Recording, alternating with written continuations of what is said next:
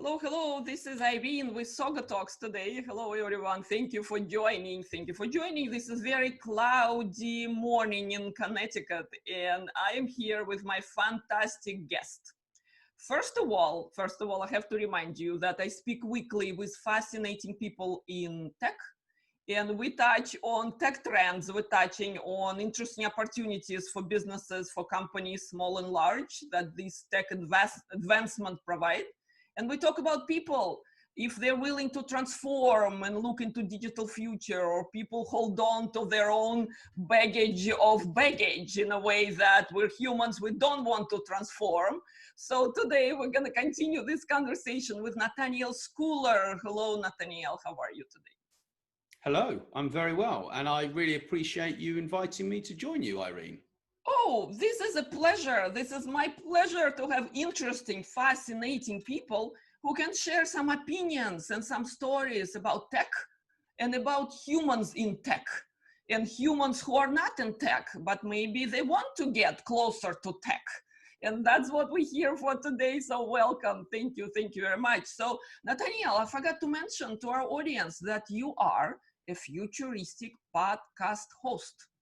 You're a writer, you're industry analyst, so you go broad and you go deep into the subject matter. So that makes me extremely excited. What are you working on today? Super. Well, at the moment, I'm in the middle of a series where we are discussing audience intelligence, the secrets of audiences, and how marketers use these tools. What tools there are out there, how they tie them all in together with multiple channels and all sorts of kind of geeky stuff like that, right? But, over and above that, I'm working on all sorts of things, editing some blogs. I'm writing a chapter for a new book on, which hopefully I will make the cut, right? But I wrote 1,500 words, and then the lady was like, "Oh, it said 3,000," and I was like, "Oh, I'm really sorry." So I've kind of just madly like edited it and expanded that blog out really. But when I was at school, like I had an English teacher, and we used to mess around at school a lot, right? And in this particular school, this English teacher, he would tell me every time in his English class that I would be cleaning toilets. And he'd say, this is, I don't like to swear, right? But he'd say, "You're going to be cleaning bloody toilets, boy." And he'd say this to me every class, right? And I can't say that was hugely motivational, to be perfectly honest. So I didn't really know how to write anything in terms of blogs or anything like that. All I could write was a sales letter, right? Like that was pretty much it until I reached the age of 35, I suppose, 36. And I read the book by Seth Godin called The Icarus Deception. And in that book, it basically talks about how, you build your audience and you speak to one or two people, and those people, they are your audience, right? And it was really motivational. So I literally just started writing. And then probably about 3 years, maybe, 3 years later, IBM asked me to write some blogs for Think Marketing, which was a marketing blog. I know you know a bit about IBM and their Think Marketing project. And they asked me to write these blogs, and I was over the moon. I couldn't believe it, because Seth Godin was also one of the people who wrote the blogs in the beginning, and I was just over the moon. I couldn't believe it, and it's so it's like, I'm not a techie, right? Like I'm not a programmer, yeah. And 10 years ago, 12 years ago, I was in the wine industry, right? So I come from a completely different angle. I don't have fixed opinions about, or I didn't have fixed opinions about things. I still don't. And I think that there's far too many people in the tech industry that use acronyms that nobody understands. They look down their noses upon people who are entering the industry in many ways, and are quite rude, actually, to new entrants in the industry. And I think that all of that pomp and ridiculous behavior needs to stop. And these people need to just get a grip, yeah? And tech is supposed to be good. It's supposed to help people. It's not supposed to be this kind of industry where, which is just an anomaly to people. It should be friendly and it should be open to all, as far as I'm concerned. Absolutely, and there's a lot of efforts going on right now to democratize some of the capabilities, platforms. I myself started as SQL developer. At the time, it was huge progress from assembler and C programming and other hardcore like Unix operating system, command line, all this fun. But SQL got me into this world, which is United States of America, and lots of interesting jobs before I joined IBM early in my career. So point is that there are doors that need to be open for more people to take advantage of all the wonderful progress, right, we're seeing around us. So, Nathaniel, what do you think about, tech trends in a way that it affects us at human level? It affects what companies? Do you work with your clients who are in the midst of deciding AI? Is it for me? It's not for me. Wow, that's a big question. I think first of all, I think we should step back to the definition of AI, and you know as well as I do, it incorporates machine learning, it incorporates all sorts of other bits and pieces, let's say, right, from a simplistic standpoint. And unfortunately, it's been overhyped massively. You've got people like Elon Musk who are saying the end of the world. You had Stephen Hawking saying we're all going to die and it's going to kill everyone and everything. But actually, all of these things are very segmented into their own little boxes, yeah? And, it isn't connected. It's not a brain, and it's not really even self-learning in the way that we like to believe, people want us to believe. And these are big problems. And I think recently I was reading about the renewed investment in AI and how actually the overhype killed the investment into AI. And only now it's starting to revamp itself, right? True. So we lived through one AI winter, okay, some years ago, because AI, it's not new. I mean, some of this work started when? Back in the 50s, right? Yeah, 1950s, yeah. Yep, thanks to marketing colleagues, they kind of gave it new names, new life, and robots are taking over the world. No, they're not. I mean, my strong opinion is that they have to be taught how to do anything. And many companies, when they started commercial projects around the technology, right, they got disillusioned. Like you mentioned, right? Investment dropped because it's not an overnight return. Yeah. So where do you want to kind of to take this talk to, in a way that, hey, there's consumer electronics conversation about tech AI, there's healthcare, there's all this very interesting industry, shining toys people talking about, and yet practitioners, decision makers in companies, small and large, they kind of resilient. They sort of thinking, let me wait a little longer. Let me see, if I want to invest. Very much so. And I think, the business case for all of this is like, well, what's going to make the biggest difference to the bottom line of the business, and a lot of companies, they have put their hand in, and they have invested, and there are lots of intelligent things that are happening. But I mean, if we just go back and we look at, recommender systems, for example, right? And we look at Netflix as an example, and we say, well, okay, you go to Netflix and you tick 10 different, you basically give the system 10 different data points about you, and then it recommends everything that you really need. So the complicated user cases, I think will cause another slowdown, is my feeling, if we don't kind of hurry up with the simplistic things that really make a difference to the bottom line. But in the future, the near future, I would like to see the jobs. I would like to see actually companies like Microsoft, companies who are involved with the job portals. I know we discussed this a little bit before. I did an interview with Monique Moreau last year, and we talked about this, intelligent analysis of jobs and also of skills that will be needed in the future. And I think what needs to happen right now, and it needs to happen urgently, LinkedIn needs to turn around and actually say to people, well, okay, well, we know that this before COVID, you were doing this. And we know that your government is going to look after you for 1 year, right? Or 6 more months. Or you've got savings for X amount of months, right? And we know that based upon your interests, based upon your mindset, based upon your psychosometric testing and all of these things, yeah, that if you just learn for 1 hour per day for the next 6 months, in 6 months' time, you're going to be qualified in this, right? It's not rocket science, is it? This is an excellent trail of thought. Absolutely. So LinkedIn, if you're listening, you are positioned really nicely to really be helpful to millions, if not billions of people at the moment, because I'm with you, Nathaniel. Yes, people who just starting their business life now, if they're looking for a job or starting their business, right? They hear about these big buzzwords, tech, right? All the great advances. They don't understand how I take part in this digital economy, frankly, because there's so many still analog jobs and they're not gonna stay here for longer. So absolutely.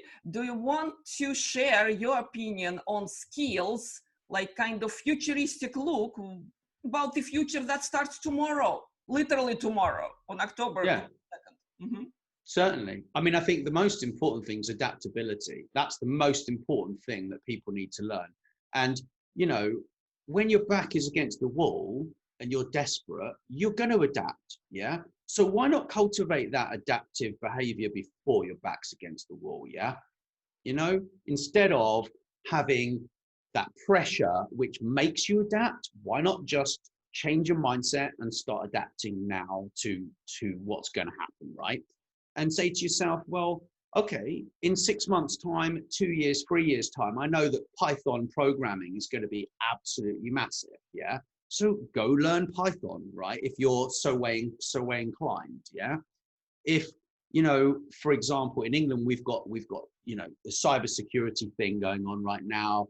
Cybersec is becoming, you know, huge with people working from home, obviously, globally. So penetration testing is becoming massive. If you want to run a business, then think about the kind of business you're interested in, because everything you need to be interested in what you're doing, right? Like if you're not interested in what you're doing and you don't think, you know, you talked about this the other day with me, yesterday, we talked about, you know, that almost that childish enthusiasm and what was the word that I forget what the word was. Inquisitiveness. That was the word that we came up with. And I think if you're inquisitive and you really like the sound of something, you like the idea of it, then just go and learn something about it. It's not rocket science. You know, YouTube has resources. There are websites with so many courses. You know, MIT has loads of open courseware. It's free stuff, right? Harvard, I think, has that. There are MOOCs you can go and do in any subject you want. And even if the information's 3 years out of date, right? Excuse me. You can still learn loads of cool stuff, really. I mean, I did a machine learning course with MIT probably about 2 years ago. And that was how I got the knowledge around the recommender systems. I mean, it was hard. It was boring. It was hard.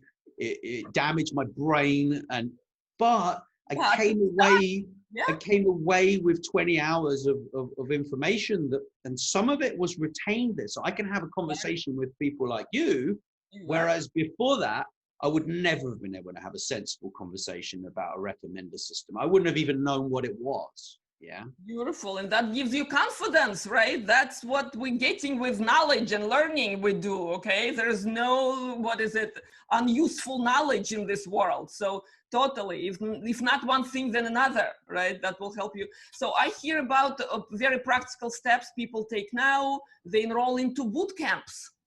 Okay, there are these extensive programs. Do you have any experience around those? I haven't actually done a boot camp myself, but I've heard of loads. There are loads of them, right? But I think also it's down to like your mindset. Like if you remember things really, really easily and you know, you have a technical mindset, then you can go and learn how to program, right? But like for me as an individual, like, I'm not a programmer, yeah, but I can use programs, and I you know, I can do back end stuff, and I can do WordPress, and I can do all these things.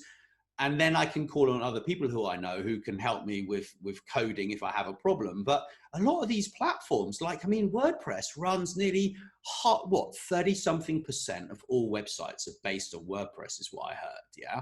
So if that's the case, then why not go and learn how to be a WordPress maintenance person, who, you know, or someone who goes and writes blogs or uploads blogs to people's websites, for example. Yeah, do the back end stuff, which you don't need programming for.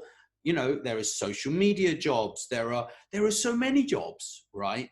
That I think actually the opportunity is there, and I really believe that. Yeah, I think that.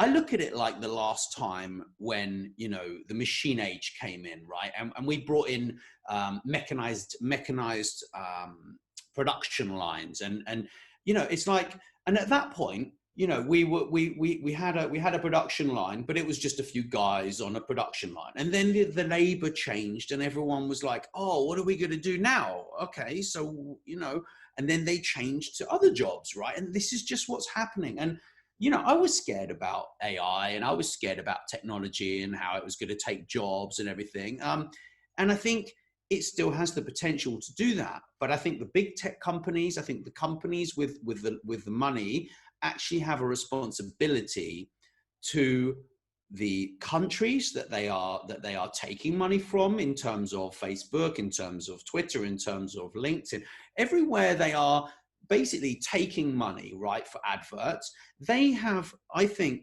a moral responsibility to pay back some of that money and help people to get skilled up, eat, have some food, have accommodation, etc. And I'm a big believer in you know, this what do you call it, basic living wage thing. I think it's a great idea. I think the moment you can remove the stress from people's lives is the moment when their creativity comes through. That's my personal opinion after reading that's the an book. interesting opinion, because I don't have a strong one on that point. I absolutely get what you're saying. And yes, having some peace of mind while, let's say, learning, right, while getting to the next step, for sure. Yeah. The only thing is, we're humans, we're motivated by so many different things that sometimes, if you like really feeling good, what will motivate you to take this next step? So that's a different discussion we're gonna have. Yeah, I mean, I think, well, there's a gray area, isn't there? There's like a sort of line of pain, yeah. And I think if you keep them, if you keep them right on the edge of the pain, yeah, then there's going to be a motivational thing happening. Right? But the moment where you give, that's why it needs to be based upon localized costs of food. It needs to be, you know, I think there's so many great things that can happen with this technology. I mean, for, you know, like, look at blockchain and how they're giving money using blockchain to victims of hurricanes and things like this in Haiti and stuff. Like, we have so many great possibilities. And I'm quite excited about things, really. I'm with you. I'm with you. Actually, I'm a big believer in, by the way, human ingenuity. Okay, and pain we feel now. Okay, we're good with pain at the moment. All right, and what is it? Some disillusionment, that old way of living is kind of not coming back. Okay, so we're good with pain at the moment. Right now, I'm really motivated to show the way. I mean, maybe I'm not the greatest example, but I am an example.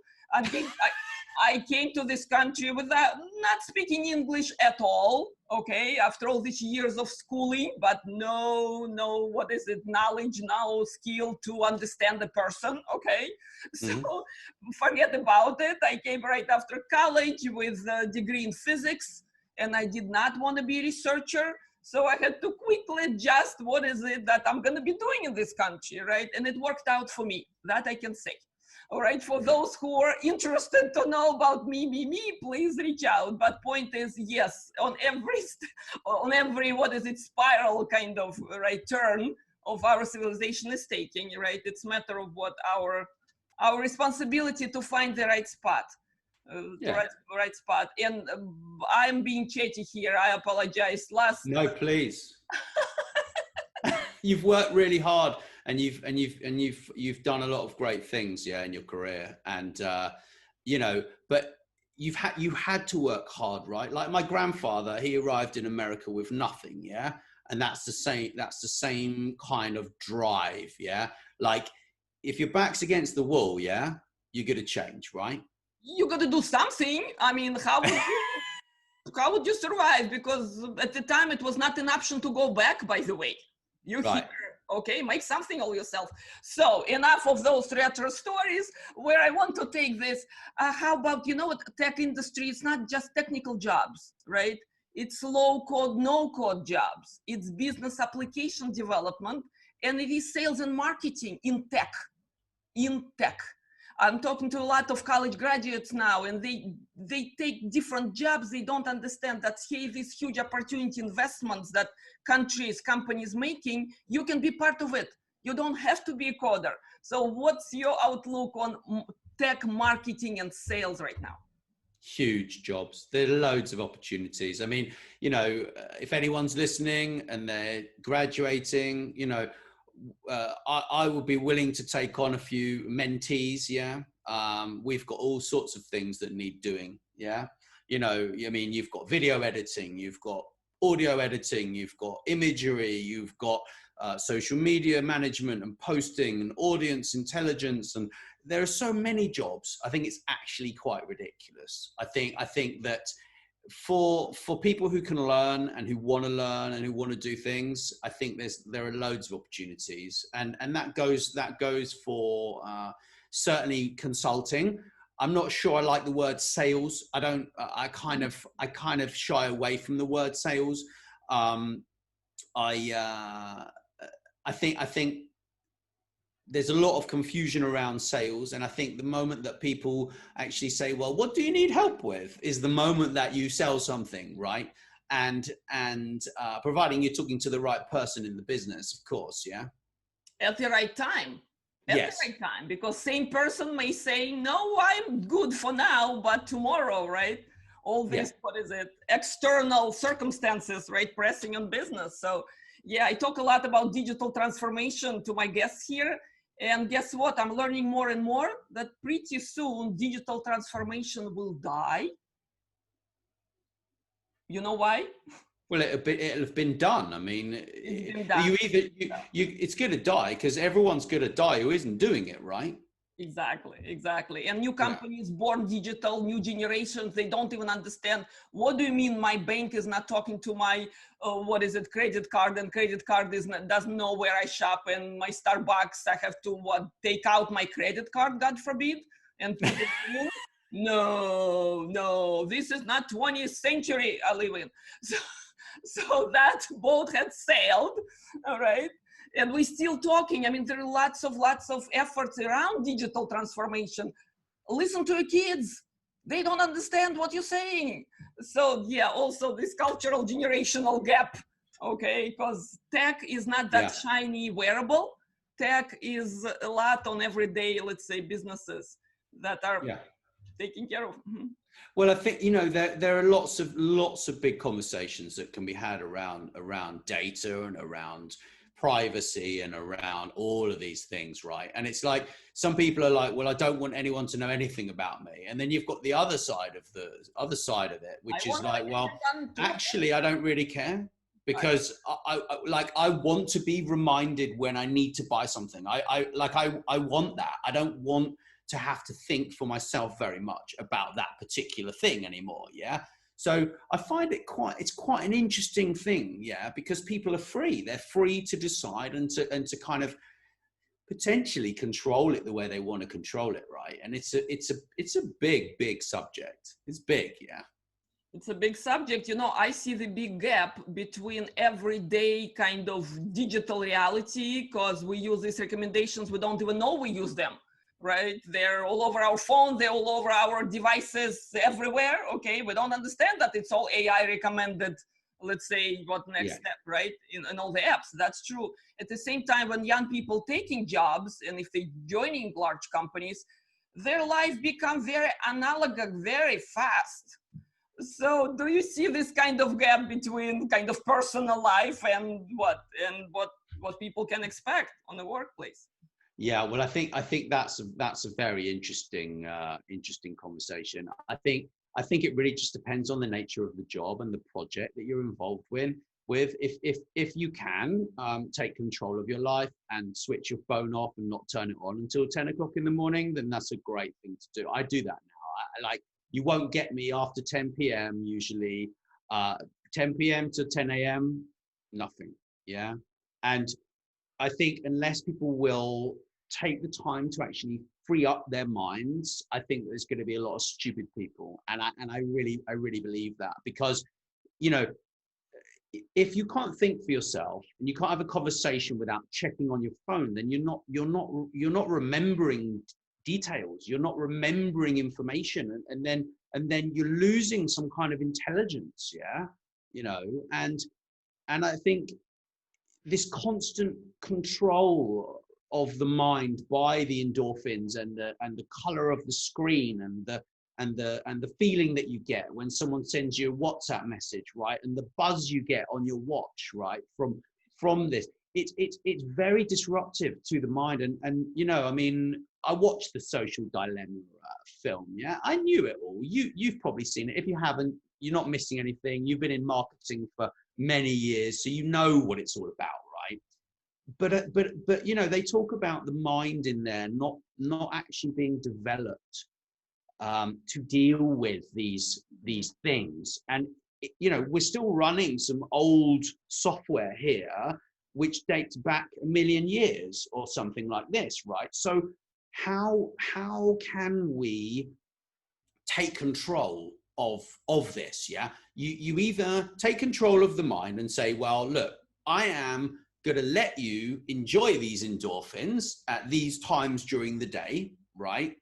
Or I'm going to let the endorphins control me completely, and technology, my phone, my computer is going to take control. So it's your choice. Yeah, you can do what you want. I made my decision. You know, and I think obviously that's based upon applications. So, for example, say you've got 20 applications, you could segment it and say, well, this one's too busy, I can't deal with it. Yeah, and you can segment it to channels, right? So you got, say, one channel, you know that your mother, your girlfriend, and your daughter may message you on that channel. Okay, as an example, and you could switch off all notifications from all the other ones, but then how strong are you to control the urge to check your phone and out of your normal pattern? Yeah, so I think everyone's different. I think we all need a strategy to deal with this. This is a very big problem that I see in society, really.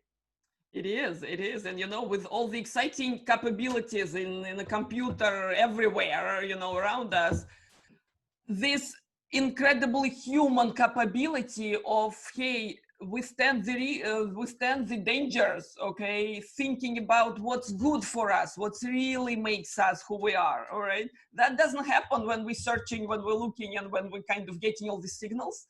I know it from my experience. So we do need quiet time, and kids hate when parents say that. But it's, to me, I mean, the answer to larger human community here is not parents say, no, you cannot say it, you cannot do it, I'm setting the schedule for you on your phone. That's not gonna work. They'll find a way. But if you're kind of raising kids in a way that they understand that, hey, I'm busy here now, but I'll be busy doing something else next somewhere else. And that's what makes us develop kind of in a little bit more sophisticated being, don't you think? Yeah, very much so. And I think also encouraging exercise is really important. I think that you know, it's very easy to sit behind your desk and work. But I could, you know, you are the same probably. You could work 20 hours a day, right? No problem. And you still have tomorrow's work to be done, yeah? And you can do that 7 days a week, right? But if you don't exercise, you're going to fall to bits. And I think that the stress and the urgency that people are feeling right now, and also because they enjoy what they do as well, many people, they get stuck into that, you know. And I think it's very, very tough. And certainly, you know, you've got the big consultancies, yeah, like, you know, Accenture and Capgemini and all these huge consultancies, huge companies. And it's like they are demanding too much from their staff in many places. I mean, my dad used to work for a big consultancy in America. I think they were top 3 or something when he was, you know, I don't know, probably like 1970 or something, right? But he worked for a whole year for them and then he left, yeah, because it was too much. You know, it was like, you know, 12, 14 hours a day, 6, 7 days a week. Oh, you stay in a great hotel. Okay, well, that's lovely. But like, if I'm too tired to go and have a glass of wine or eat some food, then what, or exercise, what's the point, right? So I'm big into balance. I think that people, you get more out of people if they have balance. I think, you know, Oracle did this study recently about stress, about automations, about AI and robots talking to the staff, right? I know you've probably, knowing you've probably seen that, right? So, and they've borrowed the idea from the PTSD robot therapist idea, right? Which is people about 2 or 3 years ago were talking to robot therapists about their problems with PTSD and stress and whatever, like ex-Vietnam vets and Korea and war vets, right, from Iraq and stuff.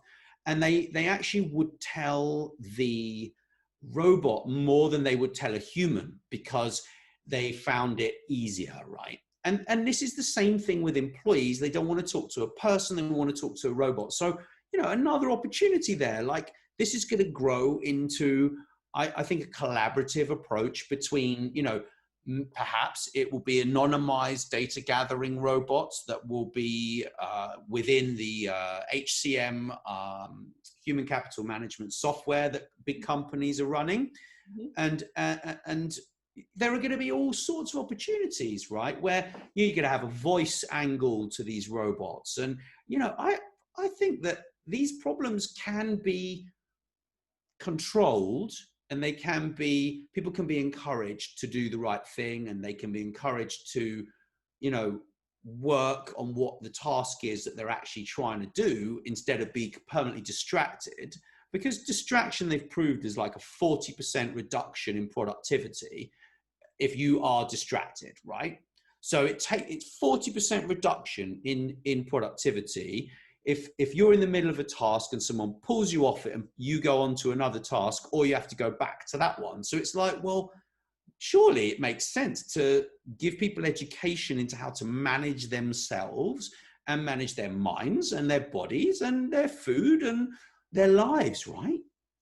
Beautiful, beautiful, Nathaniel. I keep thinking that, hey, between two of us, I mean, if people listening and people finding, you know, it's difficult to kind of, to first of all, get on the next chapter, meaning that skills or other concerns or other maybe problems. So thank you, Nathaniel, for offering. I will remind our audience that they can reach out.